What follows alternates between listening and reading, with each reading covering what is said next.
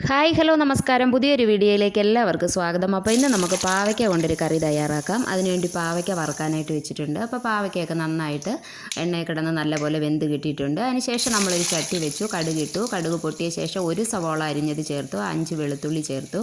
പിന്നീട് ഇതിനകത്തേക്ക് നമ്മളൊരു 3 പച്ചമുളക് അരിഞ്ഞത് ചേർത്തു. ഇനി 2 തക്കാളി ചേർത്തു. തക്കാളിയൊക്കെ നന്നായിട്ട് എണ്ണയിൽ കിടന്നൊന്ന് വെന്ത് ഉടഞ്ഞു വരട്ടെ. അപ്പം തക്കാളിയൊക്കെ നന്നായിട്ട് വെന്തതിന് ശേഷം നമ്മൾ അതിനകത്തേക്ക് 1 സ്പൂൺ മുളക് പൊടി ചേർത്തു. പിന്നീട് 1 സ്പൂൺ മല്ലിപ്പൊടി, 1/4 സ്പൂൺ മഞ്ഞൾപ്പൊടി. അപ്പോൾ നമ്മുടെ പൊടികളൊക്കെ നന്നായിട്ട് എണ്ണയിലൊന്ന് വെന്തതിന് ശേഷം നമ്മൾ ഇതിനകത്തേക്ക് ആവശ്യമുള്ള ഉപ്പ് ചേർത്ത് കൊടുത്തു. പിന്നീട് നമ്മൾ ഇതിനകത്തേക്ക് കറിക്ക് ആവശ്യമുള്ള ചൂടുവെള്ളം ചേർത്തു. ഇനി ഈ വെള്ളം ഒന്ന് തിളച്ചതിന് ശേഷം നമുക്ക് വറുത്ത് വെച്ചേക്കുന്ന പാവയ്ക്ക ചേർത്ത് കൊടുക്കാം.